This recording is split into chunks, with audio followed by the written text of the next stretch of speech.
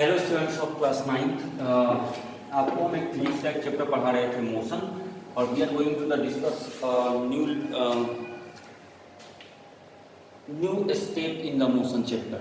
Motion में distance, displacement, speed, velocity और motion के काइनेमेटिक 3 इक्वेशन के बारे में आपको हमने लास्ट के 3 पार्ट ऑफ वीडियो में आपको हमने बताए थे।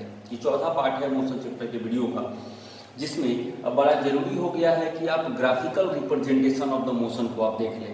आप ग्राफ के बारे में भली भांति जान रहे हैं, क्लास 8 को पढ़ के आप 9th में आए हैं, तो 8 में आपने introduction about the graph chapter आपने पढ़ा है, जिसमें आपको मैथमेटिक्स का ही एक पार्ट था जिसमें आपको इंट्रोडक्शन हुआ कि 2D ग्राफ कैसे हम लोग ड्रॉ करते हैं। उसमें एक्स एक्सिस और वाई एक्सिस, 2 एक्सिस को हम लोग कंटेन करते हैं, और उस एक्सिस के अकॉर्डिंग उसमें एक डिपेंडेबल वेरिएबल और एक इंडिपेंडेबल वेरिएबल होता है। फॉर एग्जांपल, अगर हम बात करें इसमें, ये अगर y एक्सिस है और ये इसका x एक्सिस है, तो इस केस में क्या है कि एक अगर x को हम लोग मान लेते हैं ये डिपेंडेबल है। अगर यहाँ पर हम लोग टाइम ले लेते हैं, यहाँ अगर हम लोग टाइम ले लें, या x ही है, कोई भी है, यहाँ पर टाइम कुछ भी हो सकता है, एक जनरल x को अगर आप लेके चलें, तो x अगर डिपेंडेबल है, इंडिपेंडेबल है, तो ये डिपेंडेंट होगा, और इसकी वैल्यू इसके परहैप्स में इसके अकॉर्डिंग बदलेगी, और तब एक प्लॉट करेगा, एक ग्राफ यहाँ पर प्लॉटिंग होगी, जिसको हम लोग स्लोप ऑफ द ग्राफ कहते हैं। और वो स्लोप ऑफ द ग्राफ के अलग अलग पॉइंट्स की जो वैल्यू होती है उसको हम लोग ग्रेडियंट कहते हैं, और हर स्लोप के अलग अलग पॉइंट पर एक ग्रेडियंट को हम लोग फाइंड आउट करते हैं। सो एक डिपेंडेंट और इंडिपेंडेंट वेरिएबल को लेकर एक एक्स एक्सिस और एक वाई एक्सिस की कंडीशंस में अगर हम लोग पिक्टोरियल रिप्रेजेंटेशन करते हैं जब लोग मोशन का, the pictorial representation of motion is called the graphical representation of the motion. So graphical representation of the motion में सबसे पहले हम बेसिक बात करें तो सबसे पहला जो आपको ग्राफिकल रिप्रेजेंटेशन पढ़ना होता है वो होता है आपका डिस्प्लेसमेंट और टाइम का।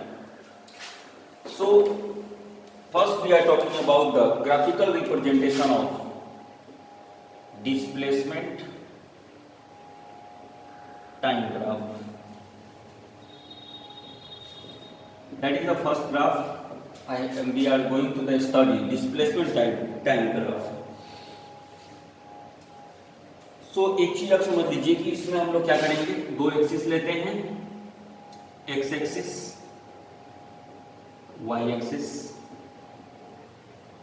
इस पर मान लेते हैं हम टाइम को पुट कर रहे हैं, और इस पर हम लोग डिस्प्लेसमेंट को पुट कर रहे हैं। तो यहाँ पर डिपेंडेबल वेरिएबल कौन है, डिस्प्लेसमेंट, और इंडिपेंडेंट वेरिएबल कौन है, इंडिपेंडेंट वेरिएबल कौन है यहाँ पर, वो है आपका टाइम। टाइम एक इंडिपेंडेंट वेरिएबल। सो हम लोग 3 केस को देखते हैं। फर्स्ट केस में अगर स्लोप किसी ग्राफ का ऐसा हो, दूसरे केस में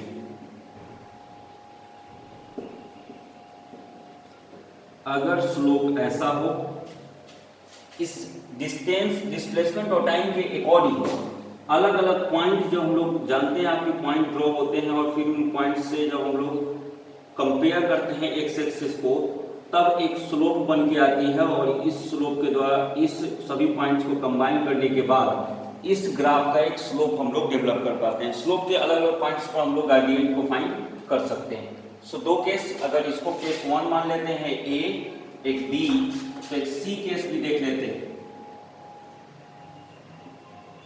ये आपका वाई एक्सिस, ये आपका एक्स एक्सिस, इस पर भी हम लोग टाइम ले रहे हैं, यहाँ हम लोग डिस्प्लेसमेंट को ले रहे हैं। ठीक है। अब फर्स्ट ग्राफ, सेकेंड ग्राफ और थर्ड ग्राफ, 3 ग्राफ में आप देखिए तो 3 अलग अलग ग्राफ है। तीनों ही ग्राफ में एक स्लोप को हमने डेवलप किया है। इस केस में अगर आप देख रहे हैं तो टाइम इंक्रीज हो रहा है, लेकिन y का वैल्यू क्या है, कांस्टेंट हो गया। यानी x यहाँ पर वेरिएबल है, बट y कांस्टेंट हो गया, और y जब कांस्टेंट हो गया इसका मतलब है कि इस केस में बॉडी किस चीज में है, बॉडी इन रेस्ट। क्योंकि डिस्प्लेसमेंट बदल ही नहीं रहा है, जहां है वहीं पड़ा हुआ है, टाइम चेंज होता जा रहा है। तो जब भी किसी ग्राफ का स्लोप अगर एक्स एक्सिस के पैरेलल आएगा तो उस केस में आप कह सकते हैं कि बॉडी किस चीज में है, रेस्ट में। दूसरे ग्राफ को आप देखें तो इसमें जो आपका स्लोप है, दूसरे ग्राफ के केस में जो आपका स्लोप है वो आपका क्या है, स्ट्रेट लाइन है। यहां पर क्या है कि डिस्प्लेसमेंट इंक्रीज हो रहा है विद रिस्पेक्ट टू टाइम, लेकिन प्रत्येक टाइम इंटरवल में सेम डिस्प्लेसमेंट ट्रेवल कर रहा है पार्टिकल, यानी बॉडी यहां पर यूनिफॉर्म मोशन को कर रहा है। यानी अगर स्ट्रेट लाइन होगा, स्लोप अगर स्ट्रेट लाइन होगा, इसका मतलब है कि बॉडी का जो मोशन है वो यूनिफॉर्म मोशन, और यूनिफॉर्म मोशन के बारे में आपको बताए हैं कि अगर कोई पार्टिकल अगर सेम टाइम इंटरवल में सेम डिस्प्लेसमेंट को ट्रैवल कर रहा हो तो उस टाइप ऑफ बॉडी के मोशन को हम लोग कहते हैं क्या, यूनिफॉर्म मोशन। सो नेक्स्ट है आपका ग्राफ सी। थर्ड ग्राफ में अगर आप देखिए तो टाइम जैसे जैसे इंक्रीज हो रहा है बॉडी की क्या है, डिस्प्लेसमेंट भी इंक्रीज हो रही है, और इस केस में आप कह सकते हैं कि पार्टिकल का जो मोशन है वो क्या है, नॉन यूनिफॉर्म मोशन है। सो यहां पर आप तीन टाइप के ग्राफ को देख लीजिए। ये डिस्प्लेसमेंट टाइम का ग्राफ है। फर्स्ट केस जो है, इस केस में ग्राफ जो है वो स्टेशनरी ऑब्जेक्ट में है, क्योंकि टाइम पीरियड यहां पर पीरियड ऑफ टाइम जो है वह इंक्रीज हो रहा है, लेकिन ग्रेडियंट क्या है ऑब्जेक्ट का, जीरो है, वेलोसिटी उसकी इसलिए जीरो हो जाएगी। दूसरे केस में the graph of an object moving at a constant velocity, and इस केस में इंक्रीजिंग टाइम में पॉजिटिव इंक्रीमेंट हो रहा है, लेकिन सेम टाइम इंटरवल में वो डिफिनिट डिस्प्लेसमेंट को ट्रैवल कर रहा है, तो यहाँ पर यूनिफॉर्म मोशन होगा। और अगर यहाँ पर लगातार टाइम के साथ डिस्प्लेसमेंट उसकी अलग अलग रेशियो में इंक्रीज हो रही है, कोई डिफरेंट पैटर्न में इंक्रीज नहीं हो रही है, उसकी इंक्रीमेंट जो है वो अलग अलग तरीके से इंक्रीज कर रहा है, उसकी कोई डिफरेंट पैटर्न नहीं है इंक्रीज करने की, तो उस केस में वो जो मोशन होता है वो आपका क्या होगा, नॉन यूनिफॉर्म मोशन होगा। So there are three case in the displacement time graph. Displacement time graph का जब डिस्प्लेसमेंट बाय टाइम, यानी इसका अगर किसी भी पॉइंट पर अगर हम गार्डियन फाइंड करेंगे, सो गार्डियन फाइंड करेंगे तो क्या करेंगे, y बाई x करेंगे, और यहाँ पर y क्या है, डिस्प्लेसमेंट है, और नीचे क्या है, टाइम है, तो इसके स्लोप क्या देगा, इसकी स्लोप हमेशा वेलोसिटी को देगा। इसकी भी स्लोप क्या देगी, वेलोसिटी देगा, इसका भी स्लोप क्या देगा, वेलोसिटी देगा। यानी हम कह सकते हैं कि डिस्प्लेसमेंट टाइम ग्राफ का जो स्लोप होगा, स्लोप हमेशा वेलोसिटी को देगा, और वो वेलोसिटी जीरो होता, पॉजिटिव होता, नेगेटिव होता, यूनिफॉर्म होता, नॉन यूनिफॉर्म होता, अलग बात है, लेकिन सभी ग्राफ के जो स्लोप हैं वो आपको हमेशा वेलोसिटी को देंगे। यानी डिस्प्लेसमेंट टाइम ग्राफ वेलोसिटी देगा, जबकि डिस्टेंस टाइम ग्राफ की अगर हम बात करते हैं तो वो किस चीज को देगा, स्पीड देगा। अगर सेम यहाँ पर डिस्प्लेसमेंट की जगह पर अगर डिस्टेंस वर्ड यूज किए रहते हैं तो distance by time that is given the speed. आप जानते हैं कि स्पीड और वेलोसिटी में एकमात्र डिफरेंस है कि स्पीड सिर्फ मैग्नीट्यूड है, जबकि वेलोसिटी के पास डायरेक्शन ऐड हो जाता है। प्रत्येक स्पीड वेलोसिटी हो सकता है अगर उसके पास एक डायरेक्शन भी हो, तो उस केस में अगर डिस्टेंस और टाइम अगर ग्राफ की हम बात करते हैं तो डिस्टेंस टाइम ग्राफ में ग्राफ सेम रहेगा, लेकिन वहां पर उसका जो स्लोप होगा वो स्पीड को देगा। सो आशा करते हैं आपको ये ग्राफ आपको समझ में आई होगी। चलिए now going to the next level graph, जिसमें हम लोग वेलोसिटी टाइम ग्राफ देखेंगे। और इसमें जो वेलोसिटी होगा वो आपका डिपेंडेबल होगा, और जो आपका टाइम है वो हमेशा इंडिपेंडेबल होगा। सो इस पर ले लेते हैं हम लोग वेलोसिटी को, हियर इज टाइम। चलिए तो यहां पर वेलोसिटी क्या है आपका, डिपेंडेबल है, और टाइम क्या है, इंडिपेंडेबल है। So we are going to the taken velocity time graph, और इसका वेलोसिटी टाइम ग्राफ का जो स्लोप होगा वो हमेशा किस चीज को देगा, एक्सेलरेशन को देगा।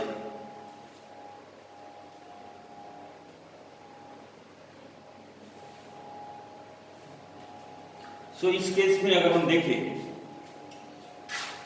तो एक ऐसी हो सकती है केस, दूसरा ऐसा हो सकता है केस, और तीसरा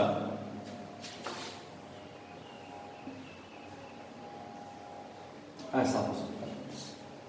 ये तीन केस आप दे सकते हैं, ए, बी एंड सी। यहां वेलोसिटी है, यहां टाइम है।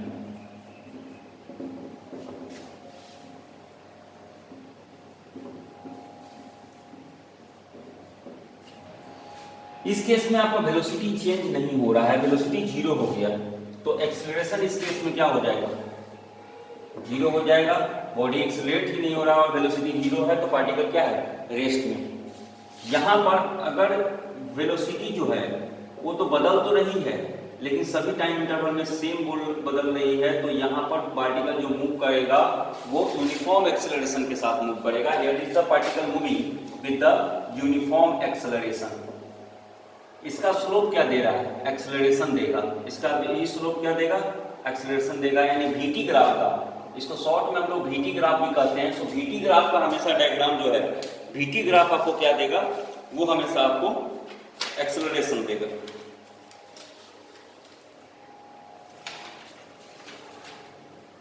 क्वेश्चन ले लेते हैं वेलोसिटी टाइम ग्राफ का।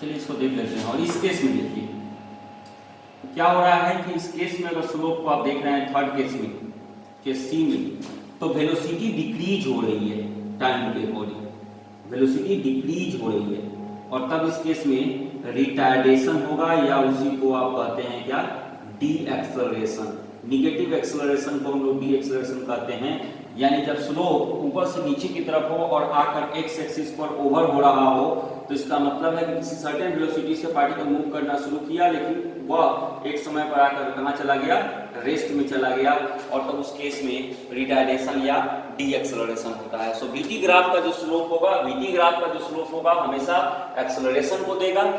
अगर वेलोसिटी का एक्स एक्सिस के पैरेलल हो जाएगा तो जीरो, यानी रेस्ट में है वो पार्टिकल, कोई एक्सेलरेशन नहीं ले रहा है। अगर यूनिफॉर्म एक्सेलरेशन करेगा तो स्ट्रेट लाइन होंगे, और नॉन यूनिफॉर्म अगर ये है तो रिटार्डेशन होगा। कभी ऐसा भी हो सकता है, अगर वीटी ग्राफ अगर ऐसा हो जाए, इसका मतलब है कि नॉन यूनिफॉर्म, अगर यहाँ पे वेलोसिटी है और यहाँ टाइम है, तो इसका मतलब है कि नॉन यूनिफॉर्म मोशन से नॉन यूनिफॉर्म मोशन को ट्रैवल कर रही है, नॉन यूनिफॉर्म मोशन को कंटेन कर रही है। सो ये था आपका velocity time graph. Velocity time graph में हमेशा, वीटी ग्राफ में आपको हमेशा जो उसका स्लोप होगा वो आपका किस चीज को देगा, वो हमेशा एक्सेलरेशन को देगा। चलिए, सो दूसरा ग्राफ का भी आपको चीज समझ में आया। Now we are going to see the next graph, and that is the acceleration time graph.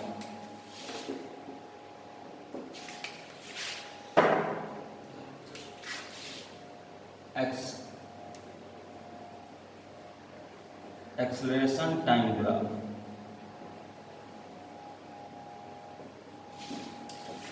अब इसमें एक्सेलरेशन टाइम ग्राफ में वेरिएबल किस वेरिएबल है, एक्सेलरेशन, और टाइम डिपेंडेबल वेरिएबल होगा कौन, एक्सेलरेशन। इंडिपेंडेंट वेरिएबल कौन होगा, टाइम।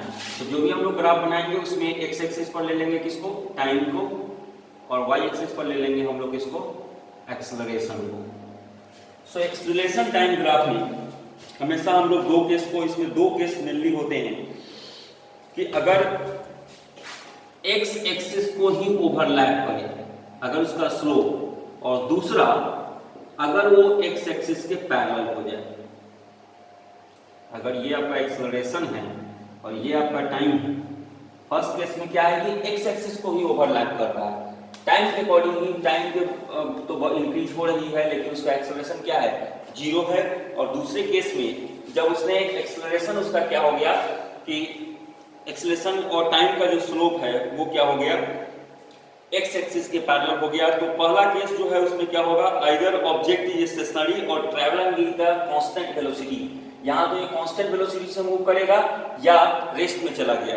और दूसरा जो केस आप देख रहे हैं, दूसरे केस में क्या होगा कि object moving at the constant acceleration, and इस केस में कांस्टेंट, यहां पर दोनों बातें हो सकती है, या तो पार्टिकल रेस्ट में है या कांस्टेंट वेलोसिटी से मूव हो रहा है। इसका मतलब है कांस्टेंट वेलोसिटी में, यानी यूनिफॉर्म वेलोसिटी जब होता है तो एक्सेलरेशन क्या होता है, जीरो होता है। तो या तो पार्टिकल रेस्ट में है या कांस्टेंट वेलोसिटी से मूव हो रहा है। यहां है तो 100% है कि यहाँ पर पार्टिकल क्या है, कांस्टेंट वेलोसिटी से मूव हो रहा है, और कांस्टेंट वेलोसिटी हो सकता है पॉजिटिव भी हो या निगेटिव भी हो। सो एक्सेलरेशन और टाइम का जो ग्राफ है वो हमेशा वेलोसिटी को डिफाइन करता है और पार्टिकल के स्टेटस को, उसके रेस्ट स्टेट ऑफ मोशन को डिफाइन करता है। तो अगर ओवरलैप करेगा एक्स एक्सिस को तो इसका मतलब रेस्ट में है, और अगर पैरेलल हो जाएगा एक्स एक्सिस के तो इसका मतलब क्या है कि कांस्टेंट वेलोसिटी के साथ वो पार्टिकल मूव करता है। तो ये दो केस है आपको। चलिए एक क्वेश्चन अगर हम आपको देख लेते हैं, कुछ क्वेश्चंस को भी देख लेना जरूरी है इससे रिलेटेड।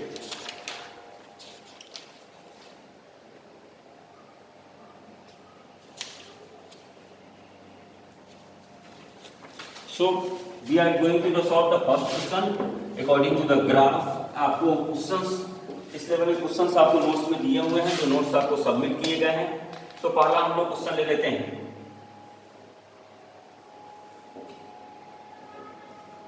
50 है, 40 है, 30 है, 20 है, 10 है, 0। इधर आपका 1 है, 2 है, 3 है एंड 4 है। 40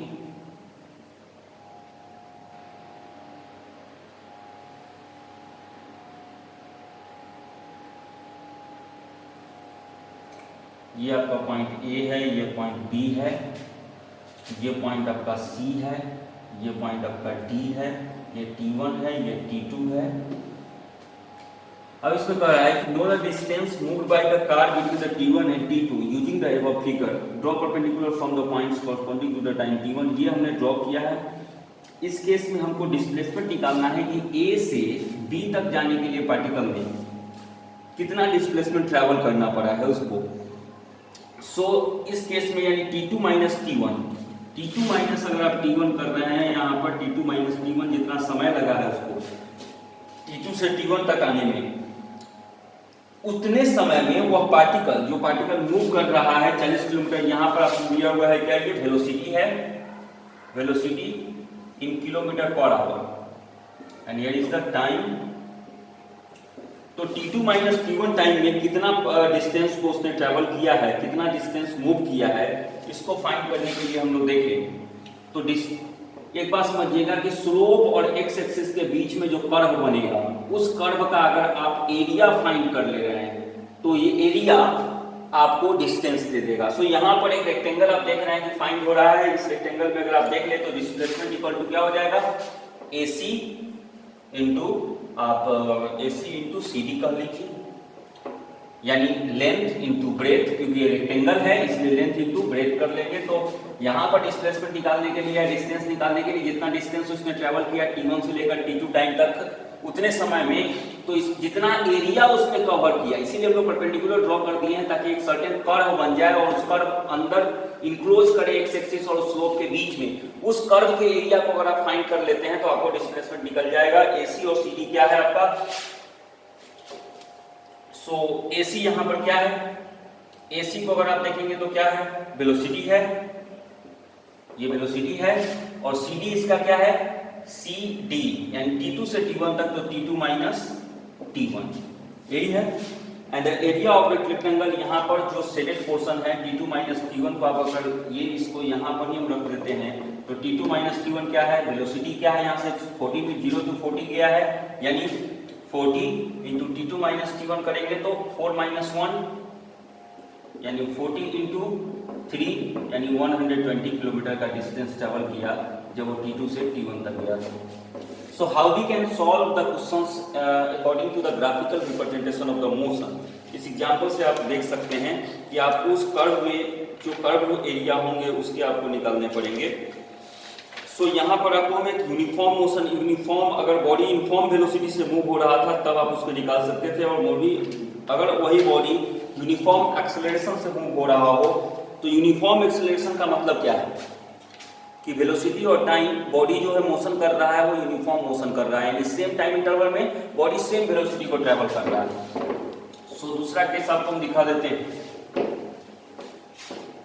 अगर पार्टिकल यूनिफॉर्म एक्सेलरेशन कर रहा है तो लेट अ एग्जांपल,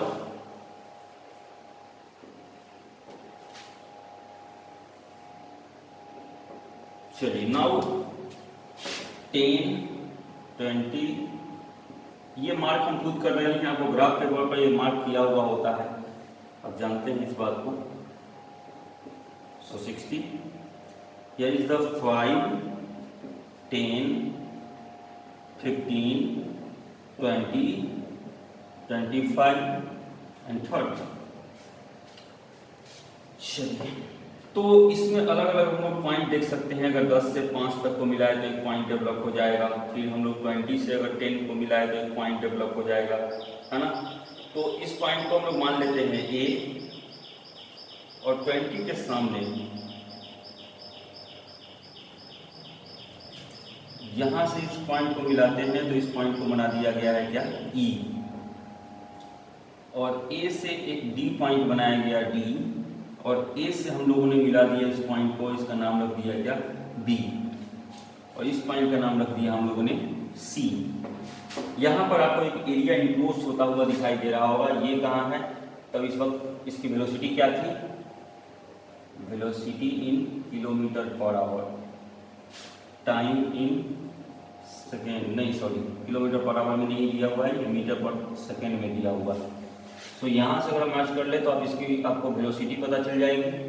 तो ये है आपके सामने एक ग्राफ, जिसमें अगर आपको ये पूछ दे कि यह वेलोसिटी टाइम ग्राफ में कितना एरिया, जो कितना डिस्प्लेसमेंट को ट्रैवल किया, when the particle moving from the zero origin and moving up to the point E तक जाने में उसने कितना डिस्प्लेसमेंट ट्रैवल किया। तो इसलिए हम आपको बार बार बोल रहे हैं कि क्या करना है आपको इस एरिया इंक्लोज हुआ, उस एरिया इंक्लोज किए गए एरिया में इंक्लोज, अगर यहां से पूछेगा तो इस एरिया को भी लेना पड़ेगा। अगर हमको पॉइंट ए से पूछ रहा है कि पॉइंट ए से जब ई तक पार्टिकल मूव किया तो कितना डिस्प्लेसमेंट या डिस्टेंस को ट्रैवल किया, तो इसके द्वारा जो एरिया इंक्लोज हो रहा है एक्स एक्सिस के साथ, उस एरिया को हम लोग क्या कर लेंगे, अगर फाइंड कर लेंगे तो हम लोग को निकल जाएगा। सो लेट्स सी, ए से बराबर अगर हम देखें तो यहाँ पर हम लोग को निकालना पड़ेगा एरिया किसका, A B C D E.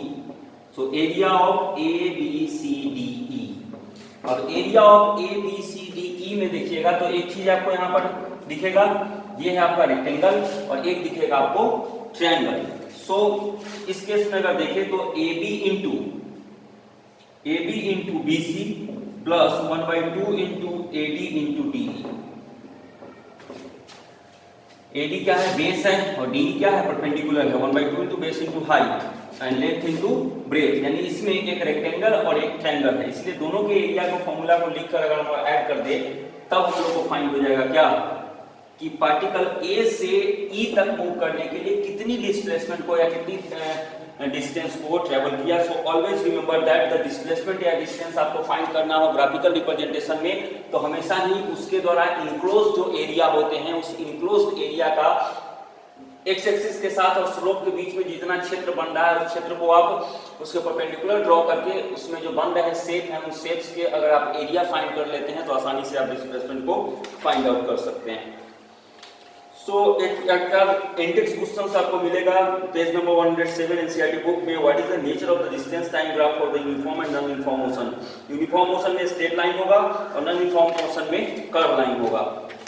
What can you say about the motion of an object whose distance time graph is a straight line parallel to the time axis? अगर distance time graph में x axis के parallel हो जाएगा इसका मतलब distance क्या हो गया, जीरो हो गया, रेस्ट में है, पार्टिकल रेस्ट में है। Next, what can you say about the motion of an object if its speed time graph is a straight line parallel to the time axis? अगर speed time graph अगर हम निकाले, जैसे velocity time graph देख रहे थे और velocity अगर का जो ग्राफ था, स्लोप था, वो अगर x एक्सिस के पैरेलल हो रहा था तो हम क्या कह रहे थे कि वहां पर भी पार्टिकल क्या, ऑब्जेक्ट इज मूविंग यूनिफॉर्मली, वहां पर ऑब्जेक्ट यूनिफॉर्मली मूव कर रहा है। Straight line parallel to the time axis, ये speed time graph indicates that within a change in time there is no change in the speed of objects and they indicate that the uniform motion of the object. Object का वहां पर uniform motion है, क्योंकि VT graph क्या देता है, acceleration देता है। एक्सेलरेशन क्या हो गया, जीरो हो गया, क्योंकि हर पार्टिकल इन ग्रेडियंट वहां पर जीरो है, तो एक्सेलरेशन जीरो हो गया। इसका मतलब पार्टिकल मूव तो कर रहा है, लेकिन यूनिफॉर्म वेलोसिटी के साथ मूव कर रहा है, कोई भी उसके वेलोसिटी में बदलाव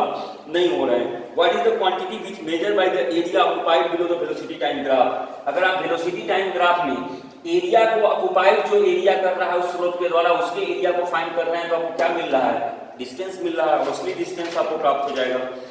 सो इस लेवल के जो क्वेश्चंस हैं इसको आप देख लीजिएगा। न्यूमेरिकल्स आपको इससे रिलेटेड कुछ न्यूमेरिकल्स भी आपको दिए गए हैं, आप उस न्यूमेरिकल्स को देखिए, एनसीईआरटी बुक देखिए। अब आपका इस मोशन चैप्टर में लगभग हम लोग एंड पर पहुंच चुके हैं, और मोशन में अब आपको हम बताएंगे कि जो तीन इक्वेशन आपको हमने बताए हैं, उन तीनों इक्वेशन को ग्राफिकली हम कैसे प्रूव कर सकते हैं, और देन हम छोटी सी एक वर्टिकल मोशन के बारे में थोड़ा सा कंसेप्ट पढ़ेंगे, and then we can solve the lot of numericals which submitted in Clever Children app with the motion notes। Motion के नोट्स के साथ जो क्वेश्चन बनाए गए हैं, दिए गए हैं, उस सारे क्वेश्चंस को अवश्य बनाइए, और उन सब पर हम बात करेंगे। आज के लिए इतना ही, थैंक यू।